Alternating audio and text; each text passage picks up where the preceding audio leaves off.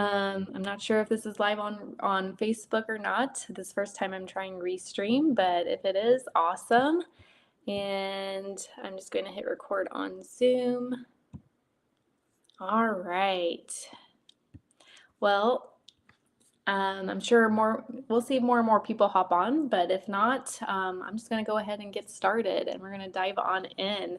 And yeah, I'm excited. This is the first live Zoom in my community that I'm creating, Awakened and Radiant, because what I've realized is like when it comes to a deeper healing, it's important to work on not just the physical, but the mental, the emotional, and the spiritual aspects part of ourselves. And so I'm excited to dive into fasting today because I've been on a long journey of healing the physical, mental, emotional, and spiritual self for about 5, 6 years. But there's always work to be done. There's always things to learn and to grow through. And why I decided to dive into fasting is because I've had migraines since I was a child, as early as elementary school. And on this journey of like starting off as a PA, got into Western medicine. I took prescription medications for it, but it was just a band-aid, right? It never really got to the root cause. And then I jumped into functional medicine, hoping, okay, I'm working on my gut and I'm working on my hormones, working on my adrenals, thinking, okay, that's going to get rid of them.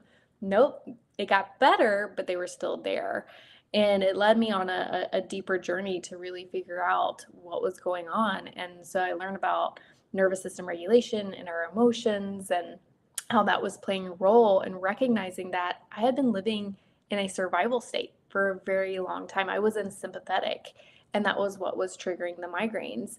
And so, with that understanding, the reason why we live in sympathetic is because we're focused on two things. We're focused on either controlling the outcome, controlling situations, controlling people, or we're focused on lack. We're focused on fear. It all comes down to fear.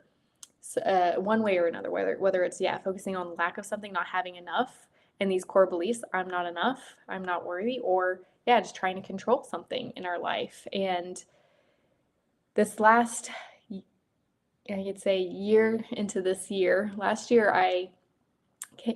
one of the words for the year was surrender.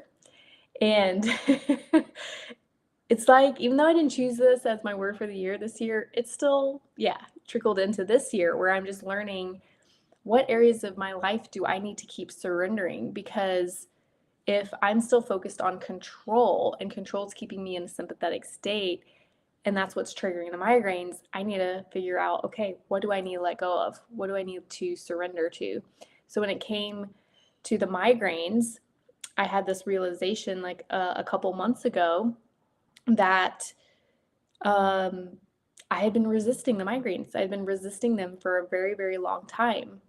And I mean, obviously, if you've never had a migraine, it's debilitating. It feels like an ice pick pounding into your head. You're just very sensitive to sound, to touch, to smells. Like, just all your senses are heightened, and it leaves you energetically drained. Like, you just cannot do anything. You can't think. You can't focus, and it takes a lot out of you. And so, most of my life I spent controlling, trying to prevent a migraine. I was resisting it. So I was controlling when I would eat, because when I was a little, I had this realization that I'm like, when I was little in elementary school, because I got the headaches, the migraines, my mom took me to the doctors, and they said, oh, she just needs to eat more snacks.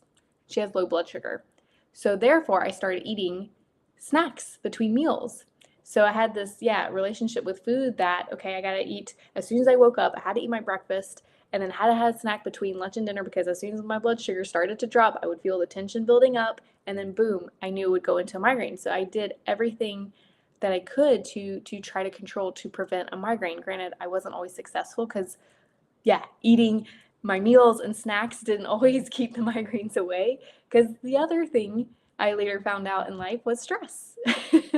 But unfortunately, Western medicine, as you all know, doesn't really help us to adapt. It doesn't teach us what do we need to do to overcome the stress that we have in our lives. Instead, they're quick to just give you a pill. And so So for me, fasting was a big deal because I've heard about fasting and I've always been inspired by people that could fast, but I was too afraid. If I did even 24-hour fast, like for sure I'm going to get a migraine because I couldn't even last a few hours, like 4 or 5 hours, and I would start to feel the tension building in my head.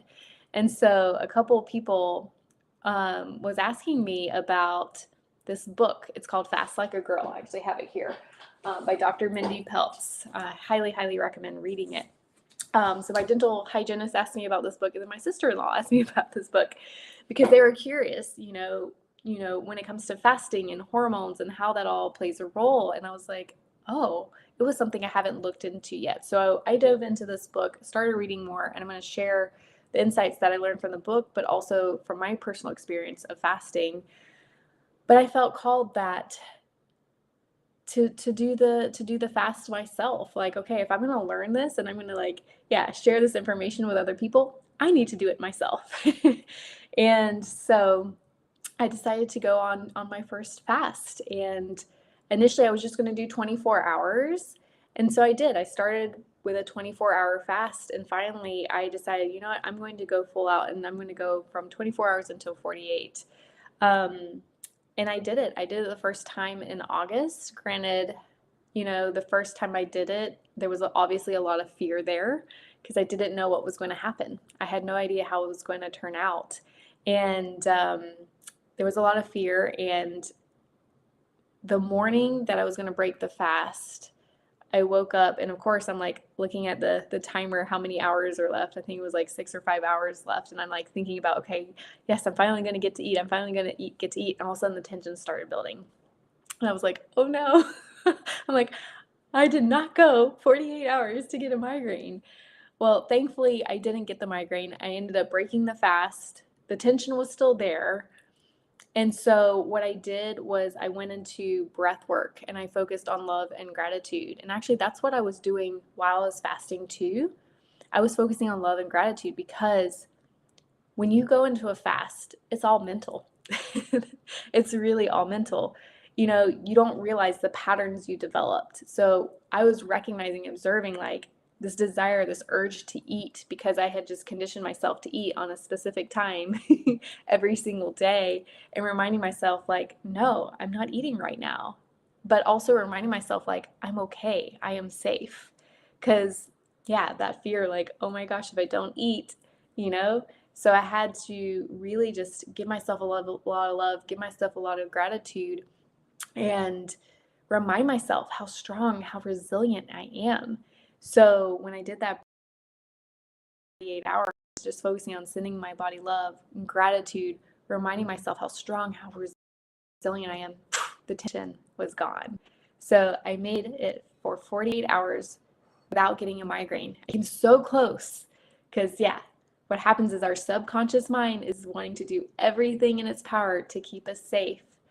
But the beauty is that when we have this level of awareness, when we recognize what's going on, we can actually take over the subconscious mind and remind it, no, that we are actually in control and that we are safe no matter what it's trying to tell us.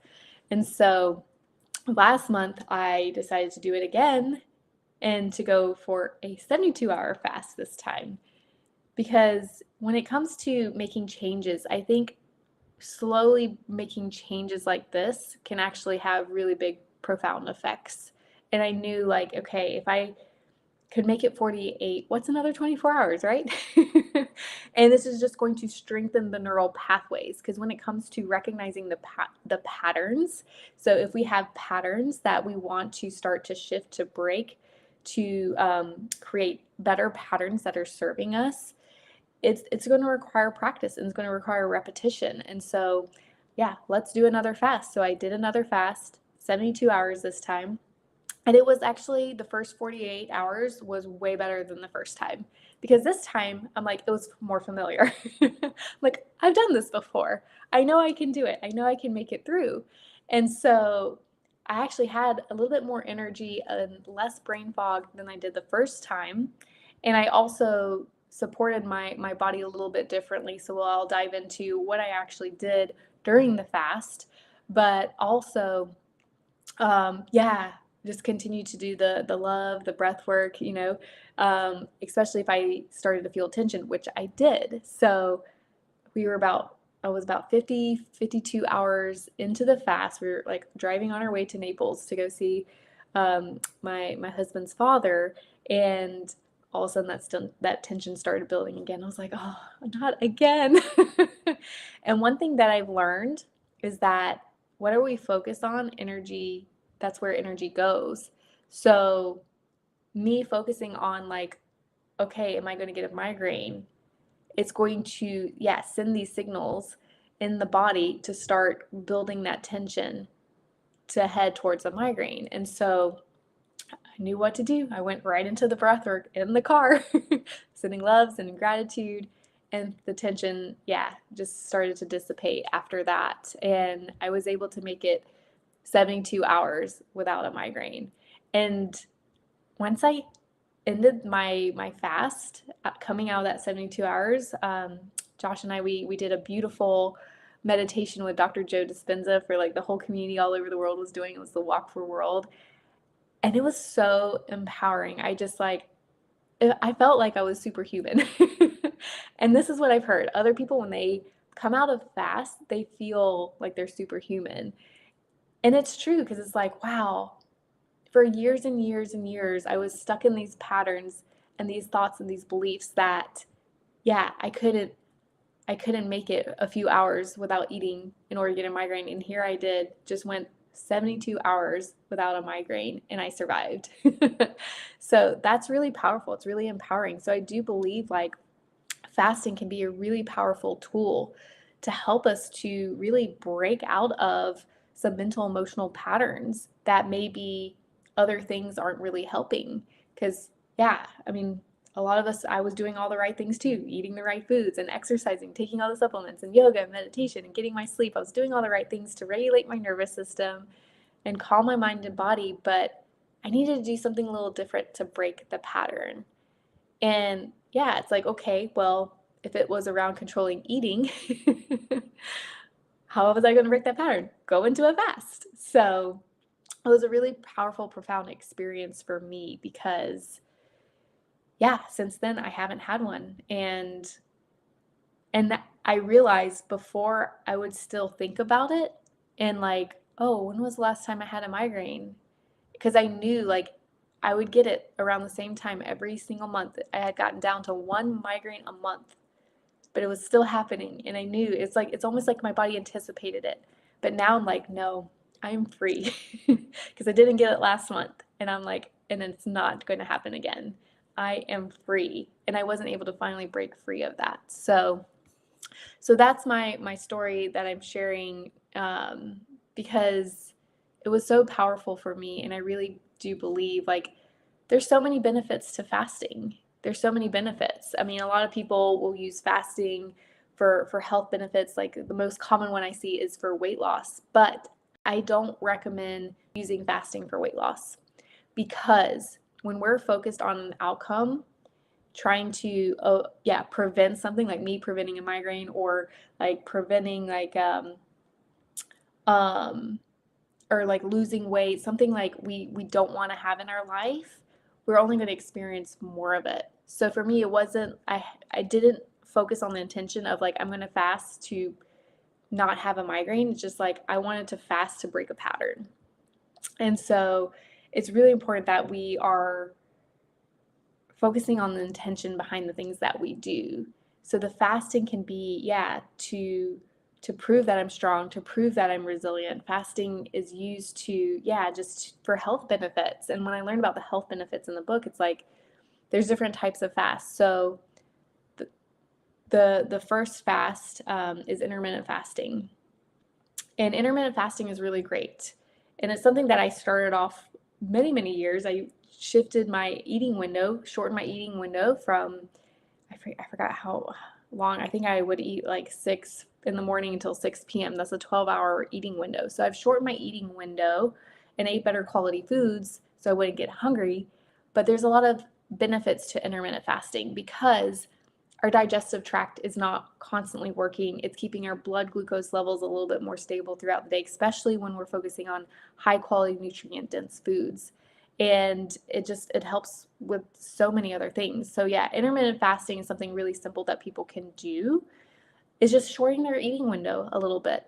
That's one type of fast. And that's something that I encourage a lot of my clients to start with, just to improve their gut, help improve like their bloating and their digestion so they're not constantly digesting all the time. And the worst thing to do is like eat a couple hours right before bed, because our gut is constantly working and it's not allowing us to get good quality sleep. So shortening our eating window can really have significant effects in like our energy and our digestion and how we feel and even our glucose levels.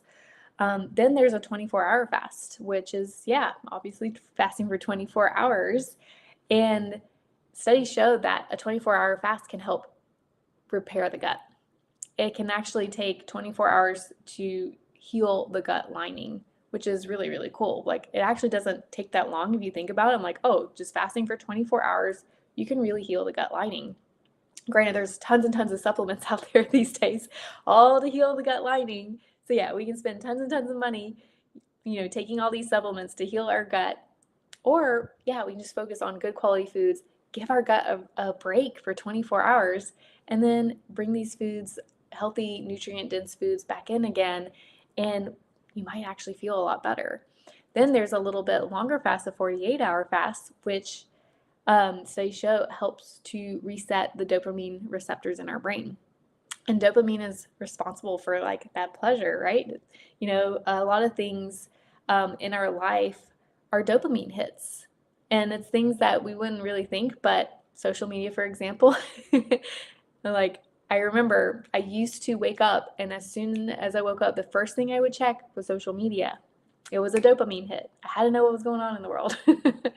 And I realized how unhealthy that habit was, because I realized it was actually creating a lot of anxiety and stress right when I woke up. And not only that, I also used to check my emails, which was not also a good idea. So I've deleted my email app off my phone. I only check my emails during a certain time. And I also start off with like a devotion. I start off with something else, something that's going to get my mind in the right space and the right energy when I start my day. Because I recognize, yeah, like what type of dopamine hit do I want? One that's healthy or one that's not so healthy for us? But there's many things, even food, like when people are stressed, they will resort to, I've worked with clients who under stress, like will grab for that bag of potato chips, instead recognizing, okay, I'm just stressed right now. I'm not really hungry, but yeah, I'm craving the chips in that moment because my adrenals are fired up and they're craving salt, because our adrenals need salt when we're under stress. And so, yeah, it's just starting to look at, okay, what are these dopamine hits that we're seeking in the day when we're really under stress? Because that's really the key in noticing that. So the thing is yeah, when we resort to these patterns like checking social media or using food to give us that pleasure, that moment when we're feeling stress, eventually over time we're going to need more of it, more and more and more, to keep flooding our brain with that dopamine.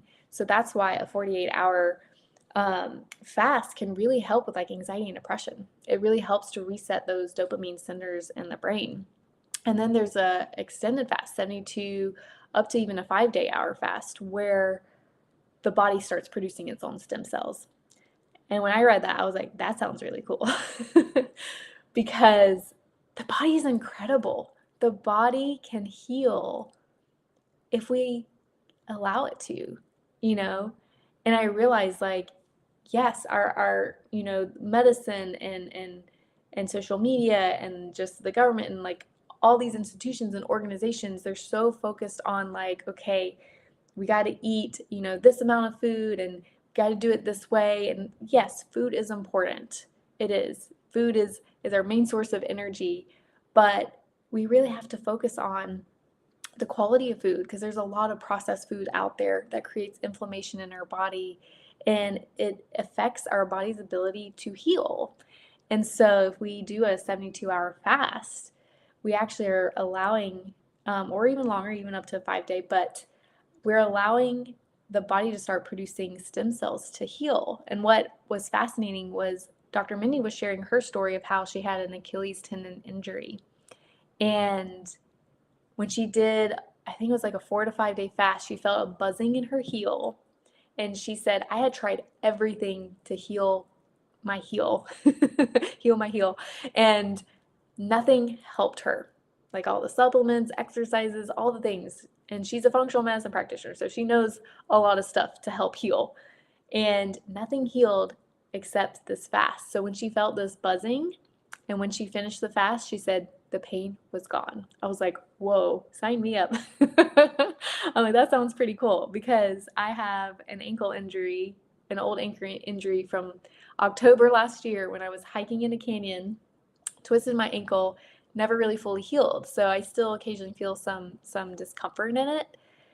And I'm curious to see what will happen, especially because my goal is eventually to do a 5-day fast. That is my goal. So yeah, there's so many benefits to fasting that can really heal the body, but then there's also the mental and emotional aspect. So yeah, all the studies show the health benefits, but there's also the mental and emotional because it really gets you to check in with the thoughts, the beliefs, the patterns, all the patterns that we've created. All these patterns we tend to go into autopilot that we're not aware of. But maybe we are. It's like we're aware, but then we're like, well, I don't know. I don't know how to get out of this pattern. I don't know how to break this pattern. Well, sometimes fasting can be the thing that helps break that pattern. And it's not the only way, because I've been able to break other patterns that I've recognized that weren't serving me in different ways. But for me, fasting helped me break this one pattern around, my thinking, the mental, emotional, component around migraines. And it was really, really powerful. So yeah, other benefits of fasting, it can really support our glucose levels, because when we're fasting for a short period of time, the body starts using glucose that's stored. So the first place it's stored is our muscles, which we use when we exercise, but it's also stored in our fat cells and our liver. So when we go into fasting, we actually start pulling out the glucose that's stored in our fat and our liver and using that as fuel. And that actually can be really helpful. And this is where, the weight loss benefit can come from it, because now you're pulling from these stores, especially the fat cells, and using that as your energy. But it also really helps regulate our glucose long term when we occasionally go into fasting, because we're using that storage. It also, you get better digestion because, especially just do a 24-hour fast, you're healing your gut, which is really cool. So you're going to get better digestion, improve mood, because remember, we're replacing those dopamine receptors, and we're working on the mindset. So we're going to end up having better mood long term. Also, it improves our resilience. I definitely feel more resilient and stronger because fasting is a stress. It is a stressor on the body, but it's a short-term stress, and it's a good type of stress, because there's bad types of stress, but there's also good types of stress. And if it's done properly, it can actually help you to create resiliency, help you to adapt to stress better. Because I'm like, goodness, if I'm like stuck somewhere, and I've been in those situations where I wasn't able to eat a meal and panicked because I didn't have a snack.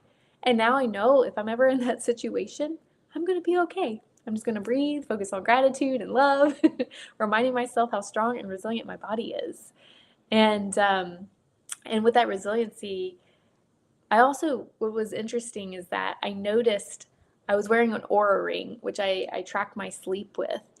And my HRV, which is heart rate variability, it's a marker of how well the body adapts to stress. When I was fasting, my HRV increased. It got better, which was incredible. I didn't think that would happen, but to be able to see my HRV improve, because when my body is under stress, because of mental, emotional stress most of the time, my HRV will be 30s to 40s, which is pretty low for me. When I'm regulated, I can hit 50, but when I was fasting, I went up to 60, and that was my average. My peak that I went up to was like 200 something, which was really cool to see, and that's rare for me. So I knew my body was adapting better, while I was fasting. It also improves sleep. Like you can actually get better sleep when you're fasting because, well, if you think about it, you're not really digesting food, so it can definitely improve your sleep. Um, so yeah, the best time, I want to dive into now the best time to fast because as a woman, it's important to understand that yeah, fasting is beneficial during certain times of your cycle and then not so good during certain times because of our fluctuation of hormones. Like men, they can fast anytime, any day. They don't have to worry about yeah, their monthly cycle because their hormones are the same every single month. But women, because our hormones are fluctuating, the best time for us to fast is actually the first 10 days of our cycle, which you think of like, okay, when I'm starting my period, like I can actually fast. I don't recommend starting day one, but Dr. Mindy says anytime between days 1 and 10 is the best time to fast because that's when, well, the first few days estrogen is low and then it starts to peak. But what we want is we don't want too many carbs in our system in the first 10 days because if we have too many carbs, it's spiking insulin, which can actually impact estrogen. So it's actually really, really good time to actually fast. We want to have lower levels of glucose, lower levels of carbohydrates during that time when estrogen's peaking and testosterone's peaking. So the first 10 days of the cycle, yeah, are the best time. For me, I typically started like day 3 or 4. Um, and that's when I did my fast. So, or you can even wait even day like 5 or 6 to fast. Another great time to fast is also right after ovulation. So that would be around like days 16 to 19. The time where you absolutely should not fast is right at ovulation and that week before your period. Just because, yeah, a lot of energy is required when we ovulate, but also progesterone needs glucose. We need to actually eat carbs the week before our period. That's why we crave carbs, right? We crave carbs, we crave the sugar, we crave the cookies, the chocolate, whatever it is, because physiologically our body needs glucose, carbs. Granted, it's better to choose more complex carbs than, yeah, the simple carbs to support progesterone production. So, like the sweet potatoes, the brown rice, quinoa, things like that. And so, yeah, that week before, do not fast. And even around ovulation. So, if you're not tracking your cycle, I highly recommend downloading a cycle tracking app, tracking your cycle, so that way you know about when you're ovulating every month. The reason why I use the Oura Ring is because it checks my basal body temperature. So as soon as my temperature spikes, I know that's when I've ovulated. So I pair that with the cycle tracking app so I know. Otherwise, yeah, you can kind of figure out with just the cycle tracking app, but it's really important to understand your cycle. You know, when you're starting, day 1 of your period is day 1 of the menstrual cycle. So yeah, 1 through 10, great time to fast. Don't fast around ovulation. So yeah, around 11 to 15 days, and then 16 to 19, you can fast again, and then don't fast basically the rest of your cycle.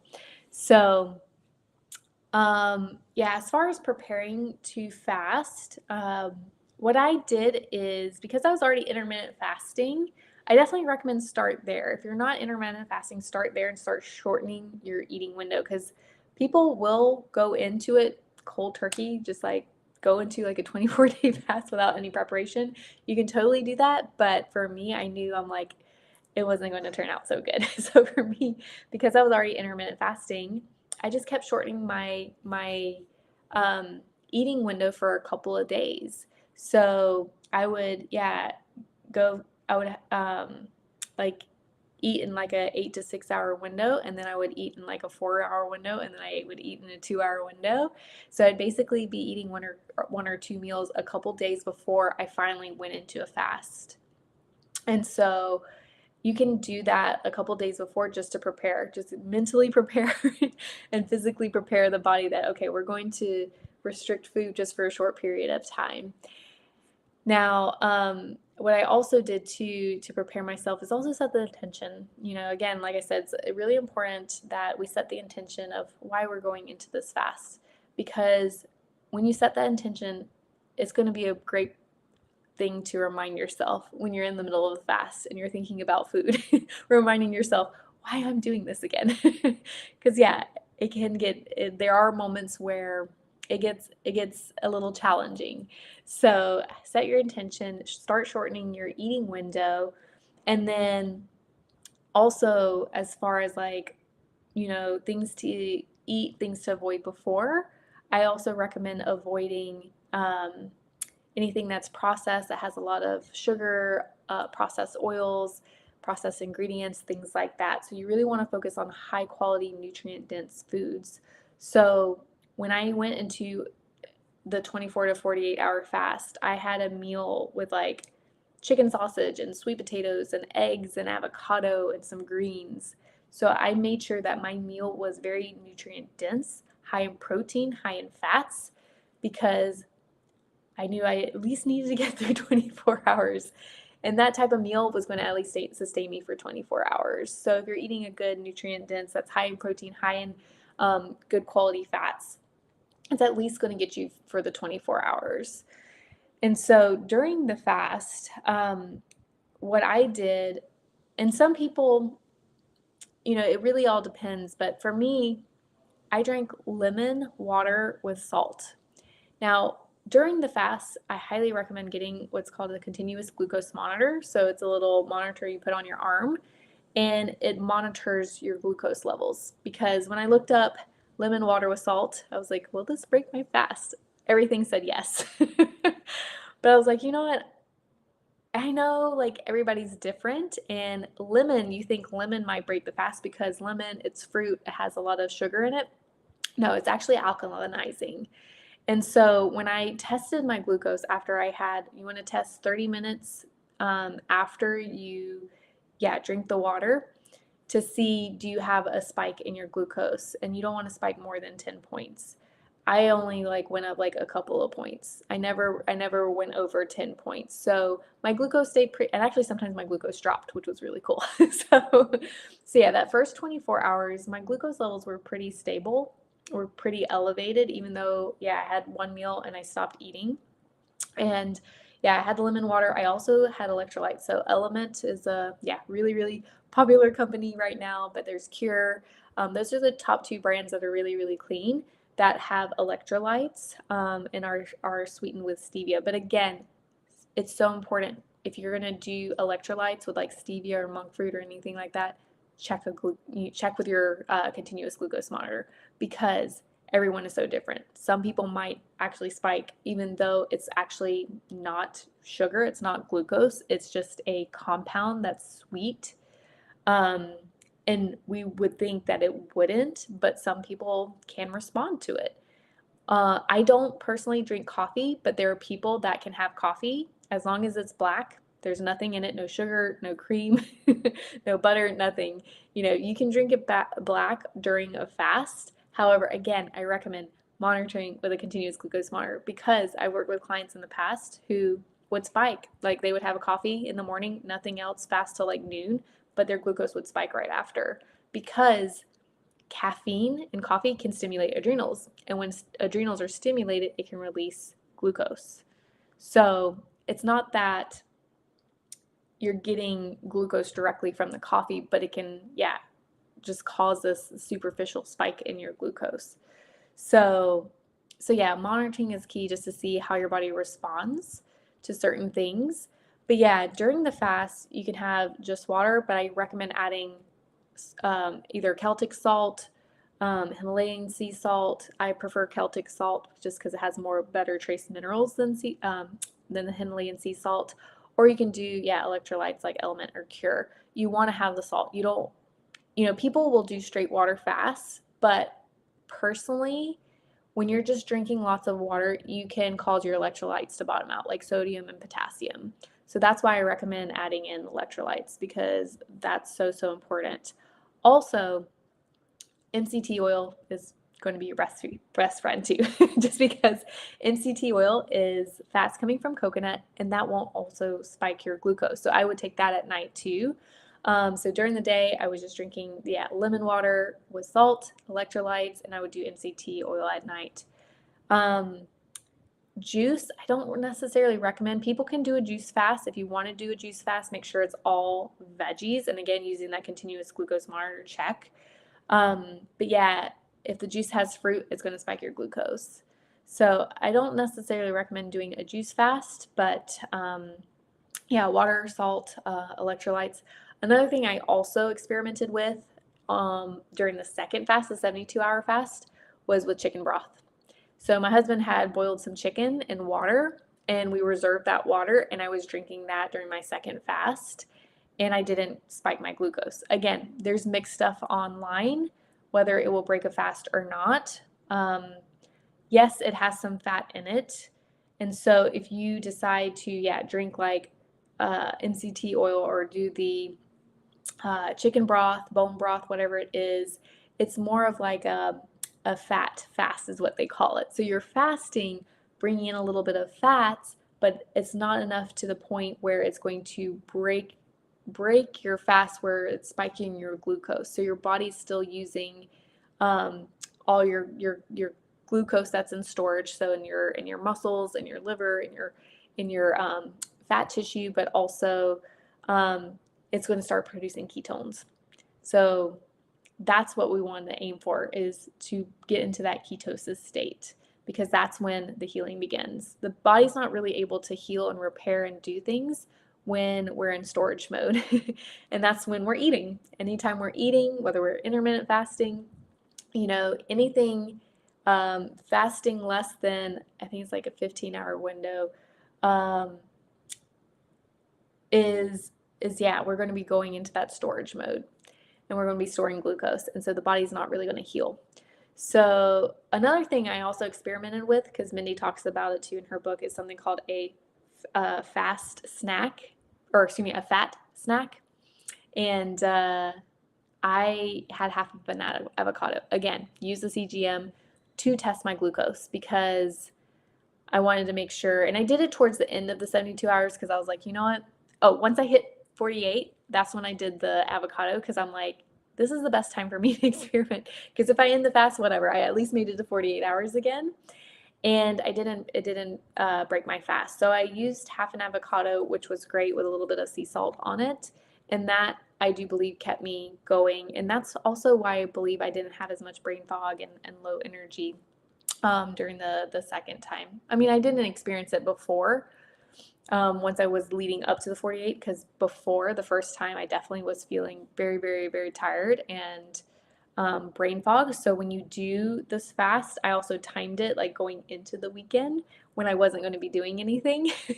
So the first time you ever do it, yeah, make sure you schedule it during the time of your cycle where it's a good time, where, yeah, you're not really going to be doing a lot of work that requires a lot of brain power. And also in terms of physical activity, the first 24 hours, I was still able to get a workout in, like strength training. And when I went into 48, depending on my energy, sometimes I could do yoga. I didn't do it the first time. The second time I did. But light activity. You want to do light activity. You don't want to do anything that's strenuous, because, yeah, your body is going into ketosis. It's now, yeah, using fat as energy. And when we're exercising, we actually need the glucose for energy. So, yeah, in terms of physical activity, the first 24 hours is fine. But yeah, nothing strenuous after that point. And after breaking the fast, so if you say you do stick to water and electrolytes, especially for like the first 24, um, breaking a fast after the 24 hours is not as bad than if you do an extended fast, like 3 days, 5 days. When you do an extended fast like that, you want to really slowly ease your way into eating food again. 24 to 48 hours, it's not as bad, like having an avocado, just to like start priming your gut, getting your gut going, and then following up with like some yogurt, because yogurt's got great probiotics to help replenish gut bacteria. Sauerkraut, things that are fermented, are really, really good. I also broke my fast with a protein shake, so that's what I did. I had a protein shake because I'm like, okay, it's basically protein and carbs, in its smallest form, so it's easy to digest. So yeah, you can break your fast, a shorter fast with like a protein shake, a longer one, ease your way into it. Yeah, with some like yogurt, some fermented veggies like sauerkraut. And then finally, you can ease your way into a bigger meal. Um, Other than that, yeah, my favorite part after the fast was the flow, the flow that came after it.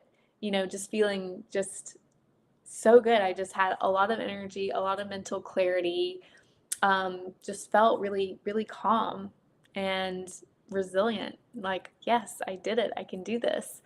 And yeah, I had a lot of breakthroughs that came out of it, because the fasting taught me a lot, taught me a lot about myself and helped me to see, yeah, where I could break the pattern and how I can, you know, continue forward with a different way of thinking, especially around food and not being, yeah, bound to needing to eat on a schedule and be so regimented. A question that someone asked me too was like, how often should we fast? And I think that's a great question because, fasting can be really, really helpful at the beginning when we do it more often. Like for me, my goal was to do it like once a month for a couple of months. And yeah, my next fast, I'm going to do a 5-day fast. But after that, I think I'm going to, yeah, just extend it out. And Mindy talks about that too. It's like, you know, when you're working on some things, when you're supporting your health and working through things, yeah, once a month is great to do. And I recommend starting off with like a 24-hour fast, doing that first. And then you can always extend it. Um, because now it's easier. It gets easier, and you're more prepared for it the next time around instead of, yeah, just going head on into like, yeah, a 3-5 day fast. Now if you want to do that, you can, but again, make sure you have, yeah, mental emotional support because it is a lot. But I also went into my first fast 24 to 48 hours being okay with not finishing at 48 hours. Like if I ended up getting a migraine within 24 hours and I had to stop and pull out of the fast, like not beat myself up about it. And that's the key too. Like when we do something like this, having grace on ourselves. We're doing it, with an intention, but yeah, being proud of the fact that if I were to have fasted for 24 hours, like at least I did that, baby steps, right? And just giving myself the grace and being okay with that. But thankfully, yeah, I was able to make it the first 48 hours. I actually contemplated going 72, but I knew I wasn't going to make it. So I had to be okay with that and happy, like, yeah, I made it 48 hours to build that credibility with myself, to build that resilience and strength and break that pattern. So yeah, I mean, initially once a month can be really, really helpful, but then eventually, I think even like once every 6 months or once a year, just to, yeah, reset the gut, reset the dopamine receptors, help the stem cells to, yeah, be produced in the body can be really, really helpful. I'm curious to see, like, with fasting, because people have been fasting for many, many years, but I don't know if there's a lot of research that's gone into it. So it'd be really cool to see, like, people that have fasted for years, because people do it for spiritual reasons, but what are the health benefits? Like, I wonder if that really actually helps with, like, aging long term when we incorporate fasting into our life. But other than that, yeah, the main takeaways that I want you guys to take from this is don't fast before your period, especially the week before, and ease into it. If you're not intermittent fasting, start with that. And then eventually, I would say start with a 24-hour fast and prepare for that by shortening your eating window a couple days before. And then experiment with different things. You don't have to necessarily do your first fast just straight water. You can use electrolytes, you can use salt. And if you go a little bit longer than that, experiment with like chicken broth and avocado, things like that, just to get you a little bit further. And most importantly, the intention. The intention is everything. And also, when I was doing, or in the middle of the fast, when, yeah, I could feel like the tension building up or my mind starting to go crazy, I would just go into breath work. You can go into breath work or meditation, and I would just focus on just sending my body love, sending so much gratitude for the innate intelligence that's within us. because our ancestors would go for many, many days hunting for food and they survived without food until they found, yeah, hunted for food and were able to eat. And, we have an abundance of food every single day. Where there's definitely no shortage of food and we're grateful and blessed, but reminding our bodies that we're safe, that we're okay. I think that was the most powerful thing for me in this fast to help me get through it. So those are the takeaways, doing something to just help you get through it mentally, emotionally is going to be the most powerful thing. But also having support and having a community, because when I did it, I reached out to a friend who's done it before. And I had reached out to my sister-in-law who had also done it before me. So I'm like sharing with them what's going on and they're like encouraging me. So it was really cool to have that support, that community while I was doing it. So I didn't have to do it alone. So, so yeah, I would love to present the opportunity if anyone is interested in doing a fast. I'm going to do, yeah, my next fast this month. We can all do it together where we meet. We meet in a Voxer support, and yeah, that way I can, yeah, give you real-time support guidance while we're doing the fast. Also encouragement, doing it together. And if any questions pop up or yeah, any mindset, yeah, beliefs or blocks or patterns, things you don't know how to navigate, to be able to support you. So I want to present that opportunity. If that's something you're interested in, let me know. And I will let you know because we'll start this month. I'll let you know the exact date when we're gonna do that, but it also depends on our cycles. And then we'll go from there. But in the meantime, does anyone have any questions? You can, let's see. Yeah, yes, I can.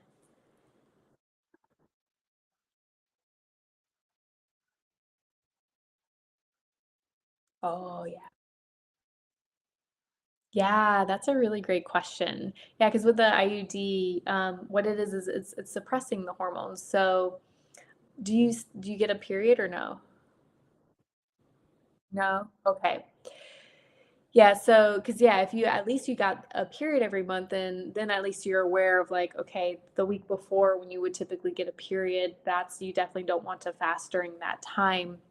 But yeah, I mean, since you have an IUD, you can still play around with fasting. And I would just start with a shorter fast. I would just start, yeah. Are you intermittent fasting now or no? A little bit? Yeah. Yeah. So you could just start with a 24-hour fast and see how you feel. But I would also tune into your energy because even though you have the IUD, I'm sure your energy is still fluctuating. And so if you feel like your energy is really low, that could be either like like during your period or like the week before your period. So I would wait until your energy starts to come up a little bit, and that's when you know, okay, this is a good time to fast. So that's actually a really, really great question because, yeah, sometimes, yeah, when we're not really sure, especially with hormonal contraception, you know, just tuning into our energy, but also I know we are synced with the moon. So depending, yeah, I would tune in your energy, see when it's at the highest, whether it's around the new moon, which is happening right now, or during the full moon, because that also can give us a clue. Say, yeah, I'm about to start my period, it's new moon, so that means I'm going to be ovulating around full moon. And so I know that, okay, between now, new moon and full moon, that's a good time to do the fast. Does that make sense? Yeah, awesome. So that's a really great question.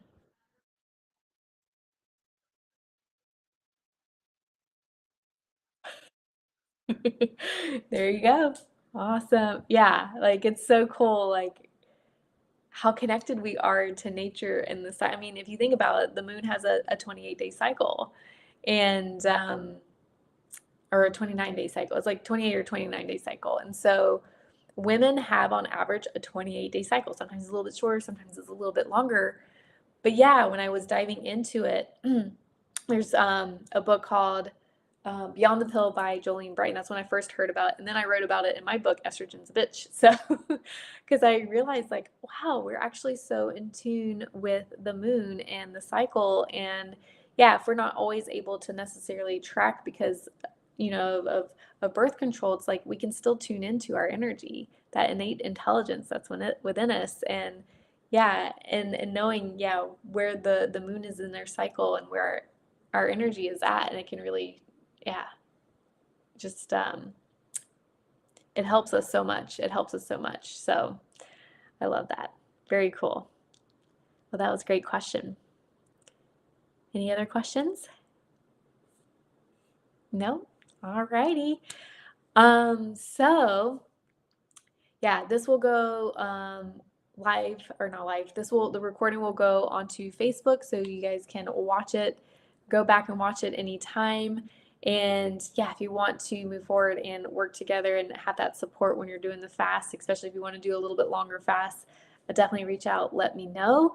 And in the meantime, yeah, what I'm thinking of doing, because I don't know if I want to keep doing longer talks like this or if I want to do a little bit shorter talks and how often I want to do, but my goal is to just, yeah, just keep sharing these insights, these different tools and things that we can use for, yeah, our physical health, our mental, our emotional, spiritual health, whatever it is, things that I'm growing through because I'm always learning, growing, evolving.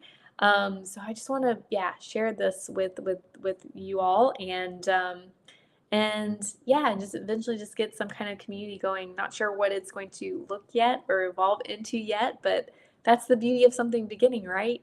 It's the beginning of a seed that we all get to be a part of and watch it start to grow and blossom into something beautiful. And I'm just so grateful that yeah, you guys are here along, for the journey. And my goal is to co-create this community together. So also let me know what you guys are wanting to learn more about, what support you're looking for, because I also want to provide that for you as well. So thank you for showing up today. Let me know if you have any questions, what your takeaways are from today, and we'll just keep going from here. All right, well, take care. Enjoy the rest of your day. You're welcome. All right, bye.